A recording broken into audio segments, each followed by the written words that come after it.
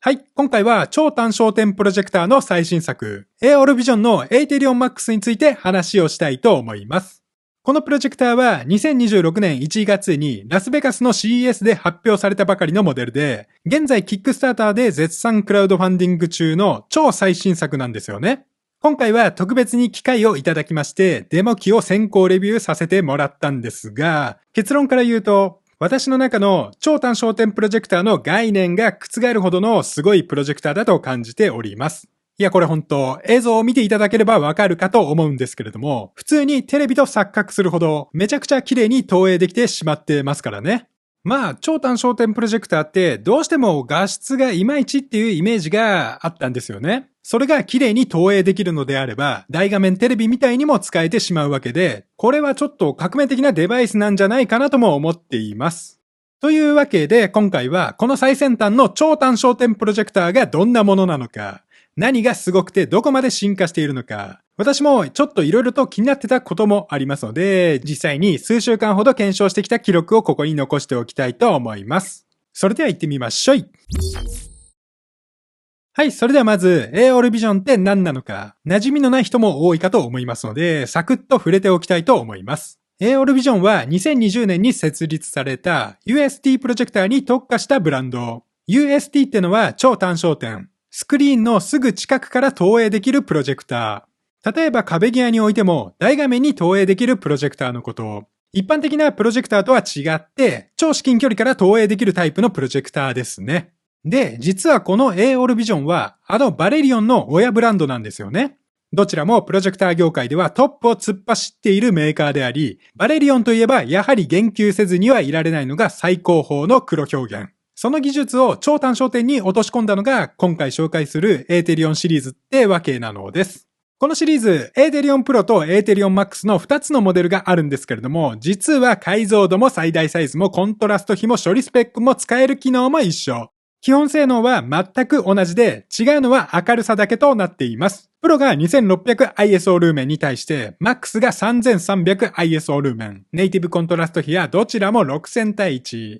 明るさこそ違いますが、どちらも超単焦点プロジェクターとしては異次元のスペックになっているのです。ちなみに参考までにバレリオンのストリームマスタープラス2が 2000ISO ルーメン、ビジョンマスタープロ2が 3000ISO ルーメン、ビジョンマスターマックスが 3500ISO ルーメンですからね。今回のエーテリオンマックスはバレリオンの最高峰モデルと同等の明るさで、しかもコントラスト比はさらに高くなっている。ネイティブコントラスト比6000対1に加えて、バレリオンビジョンマスターマックスのノワールシンシステムをさらに進化させたバージョン2を搭載しており、EBL と7段階のアイリスでダイナミックコントラスト比は6万対1という驚異的な数値。ただですよ。超焦点プロジェクターと超単焦点プロジェクターでは映り方も変わってくると思ってるし、映像の美しさってスペックだけではわからないってのは何台ものプロジェクターを使ってきて身に染みて感じていること。この最高峰と言われる超単焦点プロジェクターの映像はどんなものなのか、続いて検証していきたいと思います。はい、それでは実際に使って感動したポイントから順を追って話をしていきたいと思います。まず最初に言いたいのが、これ超単焦点プロジェクターなんですよね。ものすごく近くから投影できるのに、ものすごく近くから投影してるとは思えないほど歪みがなくて、とにかく綺麗。本当投影しているってことを忘れてしまうほどの映像となっています。超単焦点プロジェクターってその名の通り、投影距離が非常に短いので、通常のプロジェクターに比べて投影角度がものすごく急なんですよね。斜めから光を当てる都合、端の方、特に上の方の映像が歪んだり、フォーカスが合わずにぼやけたりするものだったはずなんですけれども、このプロジェクターは全くそんなことを感じない。端から端まで非常にくっきり鮮明で、しかもこの至近距離投影で最大200インチまで投影できるという、従来の超単焦点プロジェクターよりもより大画面にも投影できるようになっているのです。なんでこんなことができるのかって言ったら、まずレンズがすごい。透明度の高いサファイアガラスにレアアースコーティングを施すことで、色周差をほぼゼロに抑えている。光の透過率、コントラスト、色の正確さを大幅に向上させており、さらにすごいのがピクセルロックテクノロジー。これは AOL Vision の独自技術で、光学設計、機械構造、デジタル技術の3つを組み合わせて、投影映像のすべてのピクセルをスクリーン上の正しい位置にピタッと揃えてくれるんですよね。急な角度でずれやすい映像を自動で補正して端から端まで正確に並べてくれる。これにより最大200インチという超大画面に投影しても画面の端から端まで色ずれやぼやけのない非常にシャープな映像を投影することができるわけです。実際私は120インチという日本の賃貸住宅で投影できるであろう最大級のサイズにも投影してみましたが、画面の上の方まで解像感が変わらずバッキバキに投影できている。こんなにでかいのに全然ボケてないですからね。そしてやはり色の濃さ、黒の暗さが圧倒的ですね。このエイテリオン MAX はデフォルトの状態でもネイティブコントラスト比6000対1と非常に高く、そこにバレリオンでもおなじみの EBL 技術も搭載しています。暗いシーンで余計な光をカットして黒をより黒く表現できる技術ですね。さらにこのエイテリオンには物理的なアイリス、絞りを調整する機能までも搭載しています。レンズを絞ってよりコントラストを高めることができる。バレリオンビジョンマスター MAX では6段階のアイリス制御でしたが、エイテリオン MAX では7段階のアイリス制御と進化もしている。この EBL とアイリスを併用することで、ダイナミックコントラスト比6万対1まで上がるらしいんですけれども、まあ数字はさておき、実際に映画を見たり、ゲームとかをやってみると黒さがすごい。他社を圧倒するコントラスト性能ってのは間違いないでしょう。で、ここで気になるのが、超焦点プロジェクターのフラッグシップモデルとの写りの違い。最高峰のバレリオンと比べてどうなのかって話。両社が作る映像は似ており、どちらも間違いなくトップレベルに綺麗で、どちらも非常に色が濃く、黒が黒いのですけれども、正直比べてしまうと、やはりバレリオンの方がより濃く美しく感じました。まあこの辺のところは私が使っているのがエイテリオン MAX のデモ版であり、バレリオンの方はアップデートを繰り返し、EBL やアイリスの調整も経て、だいぶ仕上がってきてますからね。何より最高峰と言われるバレリオン並みに綺麗な映像をこの投影距離が短いエイテリオン MAX で実現できてしまうってことがものすごいことなわけで、投影距離が短いことで何が変わるのかという話へと続きたいと思います。はい。ということで、続いてこのプロジェクターがすごいのが、超至近距離から超大画面に投影できるってことなんですよね。我が家は賃貸住宅なので部屋も狭く、今まで使ってたプロジェクターは投影距離の都合100インチが限界だったんですけれども、このエーテリオン MAX なら120インチで楽しめる。同じスペースでも画面サイズが一回りどころじゃなく大きく投影できるわけ。100インチが小さく見える、このアホみたいなデカさ。もちろん画面サイズが大きくなればなるほど映像の違いも如実に出るし、ごまかしも効かなくなってくるはずなんですけれども、このエーテリオン MAX はでかくなっても綺麗なのもすごいなと。具体的にどのくらいの距離感で投影できるかっていうと、80インチで約 7.6 センチ、100インチで約 15.8 センチ、120インチで約24センチ、150インチでも約36センチ、壁からたった16センチほどの距離に置くだけで100インチ投影ができてしまう。16センチって本当スクリーンにビタ付けの距離感ですからね。ほんの少しの距離があれば大画面投影もできちゃうので、部屋の真ん中にプロジェクターを置いて邪魔になることもないのです。また、プロジェクターからスクリーンの距離が短くなることで、投影範囲も最小限で済むので、映像を見ながら動き回れるようにもなります。動きが制限されないことで、本当テレビのように使えるし、テレビとは違って簡単に動かせますからね。75インチでこの感じですからね。100インチとか120インチのテレビだったら、1回設置したらもう動かせないってのもあるけど、まず家に入らないパターンも多い。でかいテレビは設置してしまったら取り返しがつかないんだけど、プロジェクターなら動かせるから、テレビみたいに使えてテレビより圧倒的に設置のリスクがないとも感じました。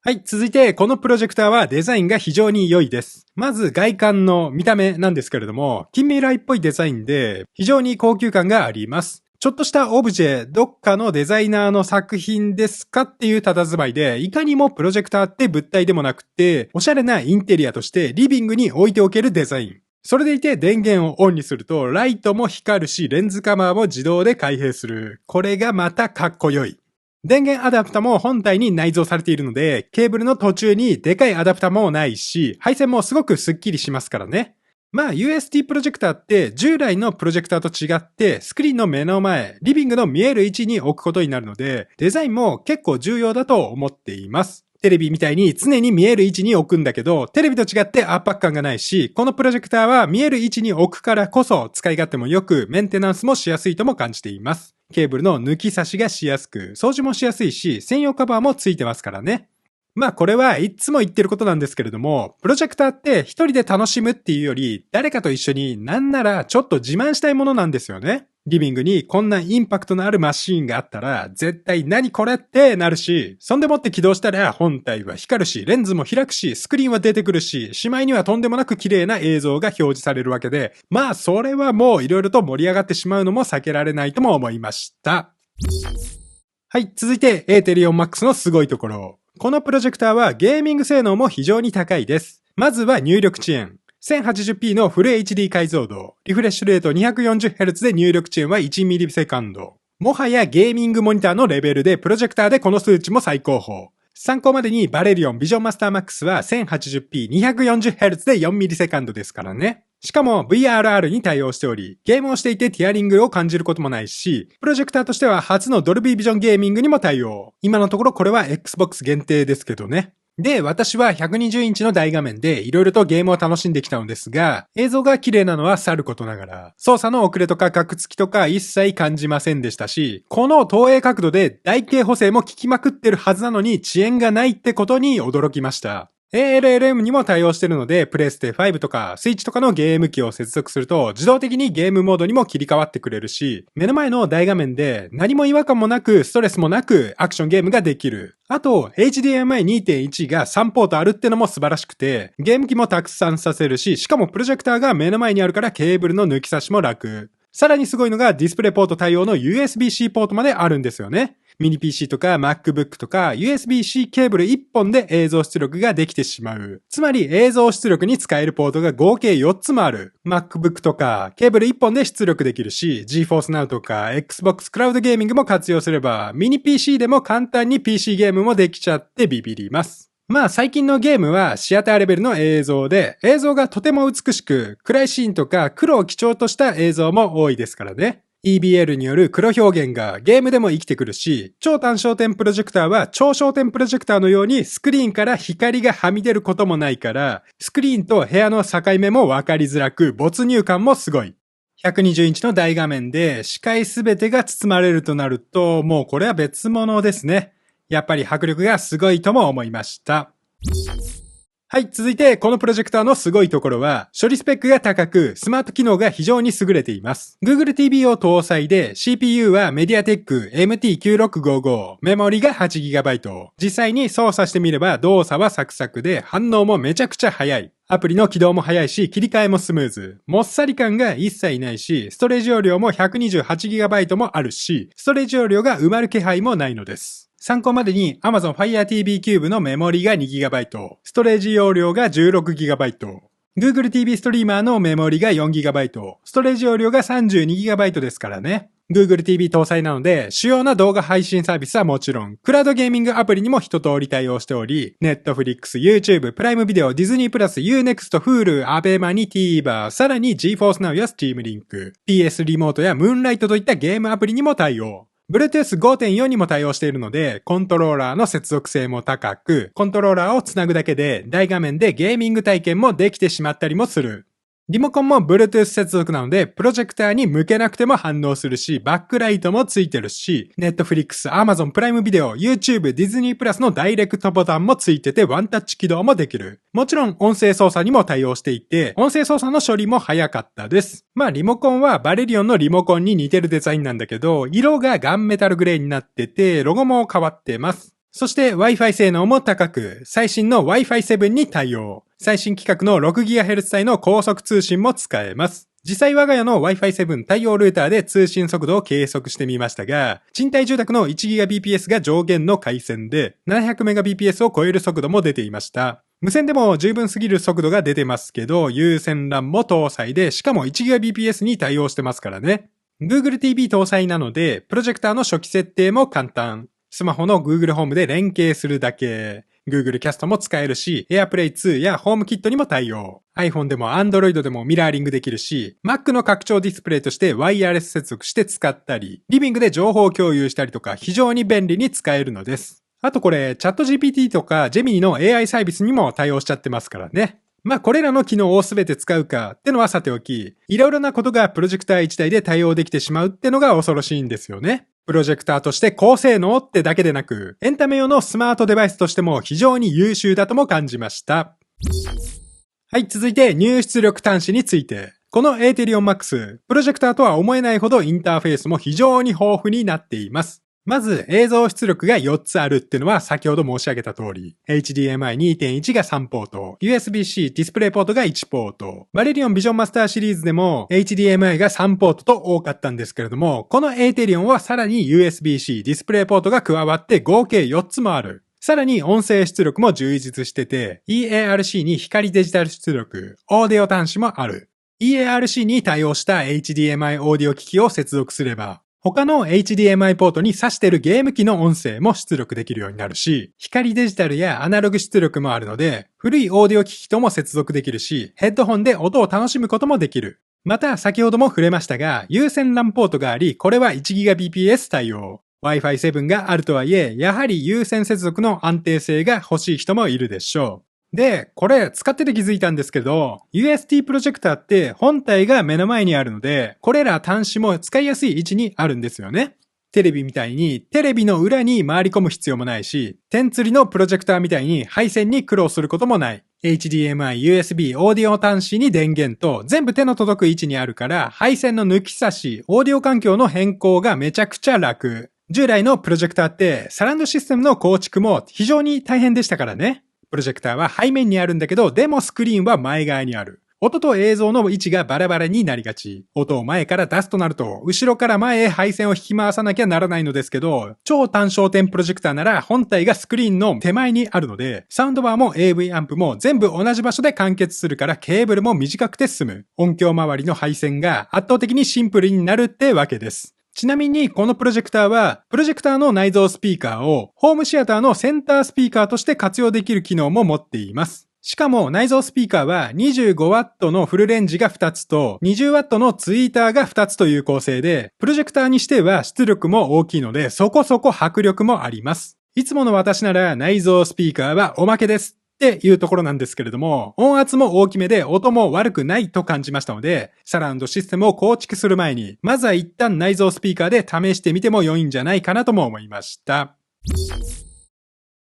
はい、それでは続いて、このエーテリオン MAX を使って気づいた注意点。デメリットについても正直に話をできればと思います。まずはサイズと重量ですね。超単焦点プロジェクターってそもそもでかくて重いんですよね。サイズが 56.2 センチ ×32.3 センチ ×13.9 センチで重量が 8.35kg。昨今流行りのコンパクトで機動力を重視したプロジェクターっていうわけではなく、どちらかというと据え置いて使うことが前提のプロジェクターとなります。台形補正やフォーカスの調整も自動で完結するってわけではなく、マニュアル補正は必要だし、超焦点プロジェクターに比べるとちょっと初期設定の手間もあるんですよね。投影距離が短い都合、設置位置のわずかなズレが画面の形状に大きく影響もするので、細かい調整が必須。台形補正の様子を伺いながら、位置を調整してまた台形補正を微調整。そしてフォーカスの調整もしなければならない。まあ、気軽に持ち運んで使えるプロジェクターではないし、どちらかといえばプロジェクターには微塵たりとも動いてほしくないのです。あと、投影するスクリーンも通常のプロジェクターより気を使います。超単焦点プロジェクターの投影映像は、スクリーン性能にもかなり左右されると感じました。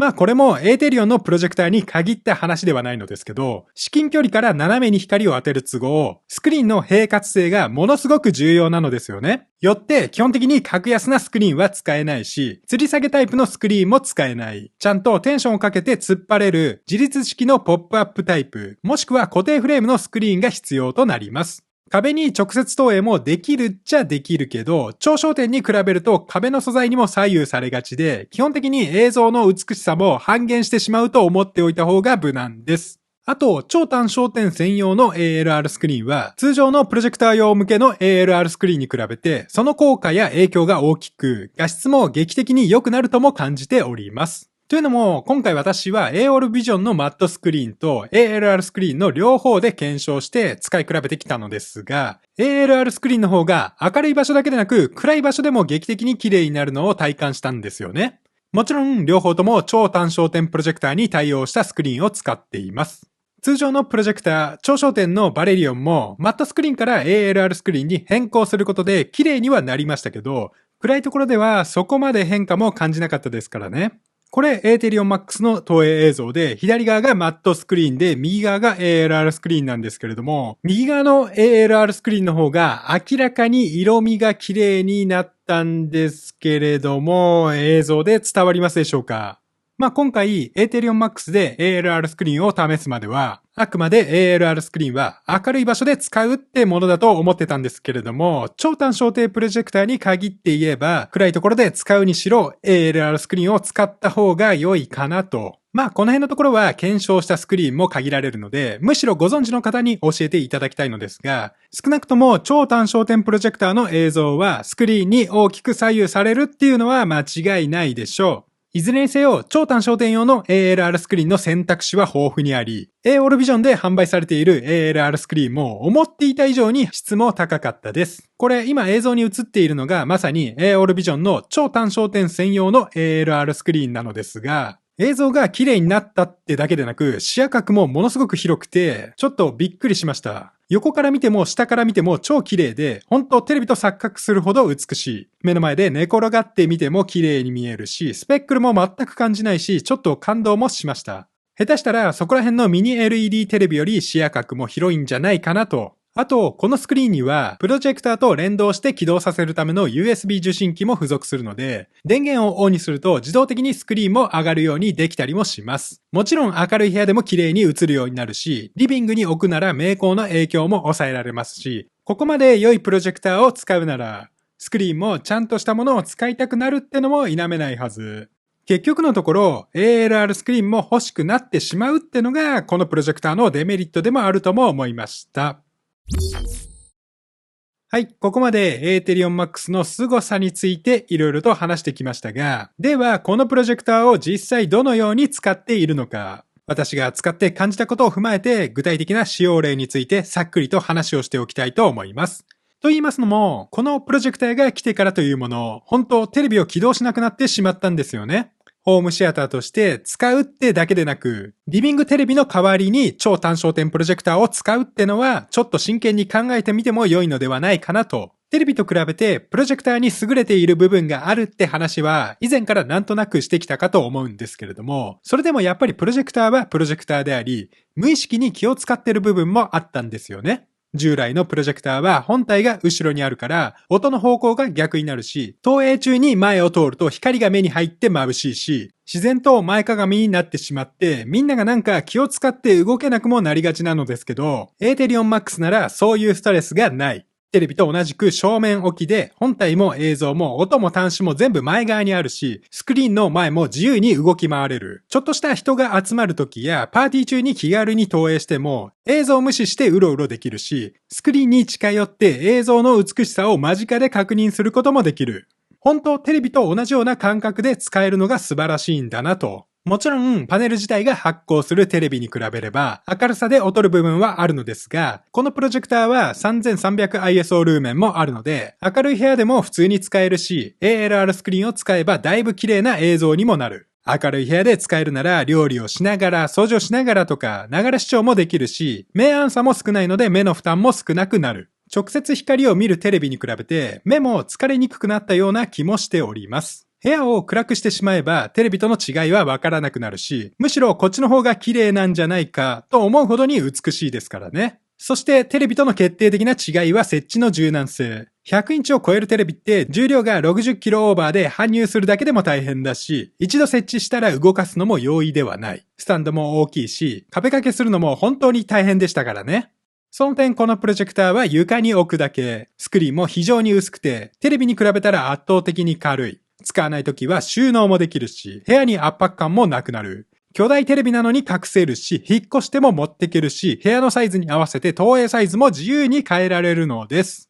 というのも、各位私は実はまさに今引っ越しをしなきゃいけない状況にあるのですけど、この75インチのテレビをどうしようってなっちゃってますからね。新しい家で大画面テレビとプロジェクター、どちらか一つを選べと言われたら、プロジェクターを選びたい、そう思い始めてしまっている。テレビにできることって、このプロジェクターで一通りできるし、Google TV 内蔵で処理速度も速いですからね。動画配信サービスはもちろん、地上波のテレビ番組が見たければ、ナスネやレックオンみたいなワイヤレスチューナーをつなげばいい。DTCP/IP アプリにも一通り対応してるし、もちろん TVer でも見れる。我が家はピクセラのサイトエアーボックスを使ってるんですけれども、このプロジェクターは Wi-Fi 性能も高いわけで、ワイヤレスでも地上波テレビを快適にザッピング視聴できて、こうなってくるとほんとテレビとの違いがわからない。ただ当たり前に大画面を使うようになって気づいたのが、地上波テレビって大画面で見る必要がないってこと。ニュースやバラエティ番組は100インチでは大きすぎるし、そもそも地上波って HD 解像度で映像がそこまで綺麗じゃない。大画面になるほど映像の粗さも目立ってしまうのです。テレビって盲信的に大画面に憧れがちなんですけれども、日常的なテレビ番組はむしろ大画面じゃない方が良い。ワイヤレステレビチューナーという便利なものもあるので、最近はスマホやタブレットでテレビ視聴することの方が多いですからね。あと、個人的にはゲーミング性能が高いのも嬉しいところ。このプロジェクターはゲーミングモニターとしても過不足なく使えますからね。1mm クラスの入力遅延に VRR、ALLM、HDMI ポートも豊富。ゲーム機を全部差しっぱなしにできるし、何よりこんな大画面でゲームできるってそうそうないですからね。みんなが集まった時にパーティーゲームをやるなんてこともできるし、超単焦点プロジェクターなら目の前で動き回ることもできる。120インチって4分割しても60インチサイズ。横から下から遠くからとどこからでも見えまくりですからね。そして個人的にハマっているのがプロジェクターで 3D 映像を楽しむこと。実は 3D 対応テレビって2017年頃にほぼ絶滅してるんですよね。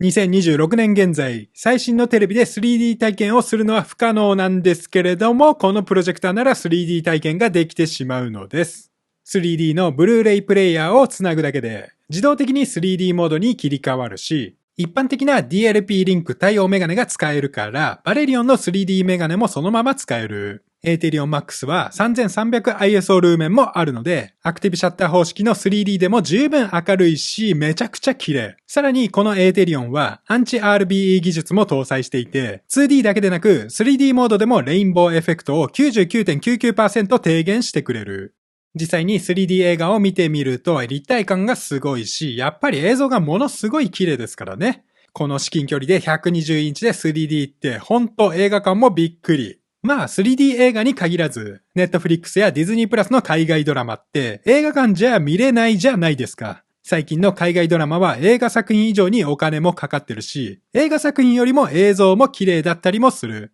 ディズニープラスの将軍とか、映像の美しさもさることながら、衣装の細かい部分もすごくわかるようになったし、ゲームオブスローンズとかもこの大画面で最初から全部見直したいとも思ってる。まあやっぱり好きなドラマや自分の好きな映画を映画館クオリティで気軽に見えるっていうのが最高なんですよね。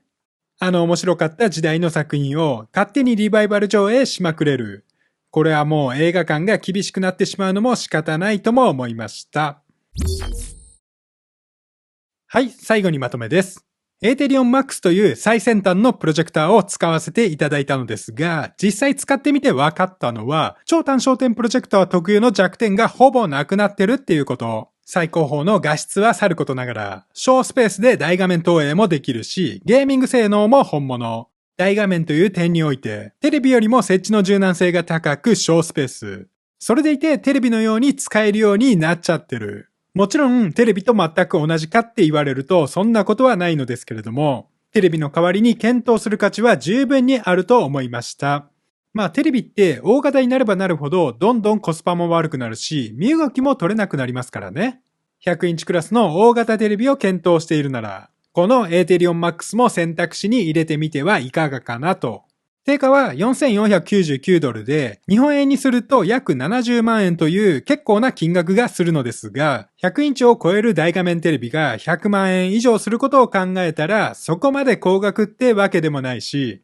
現在はキックスターターでキャンペーンも行っていて、定価$4499が先行価格でなんとですよ。半額近く$2299で販売中となっています。日本円に換算すると約30万円台前半。プロジェクター性能も異次元ですが、先行価格のオフ率も異次元。高性能プロジェクターとしても破格というのは言うまでもないでしょう。詳しい情報については概要欄に記載しておりますので、気になる方はぜひチェックしてみてください。いや本当、ホームシアターに使うってだけではもったいないくらいの性能で、テレビやストリーミングデバイス、ゲーミングモニターとしても高性能ですからね。リビングに置くエンタメデバイスとして一家に一台あったら最高だとも思いました。というわけで今回はこの辺で、おしまい。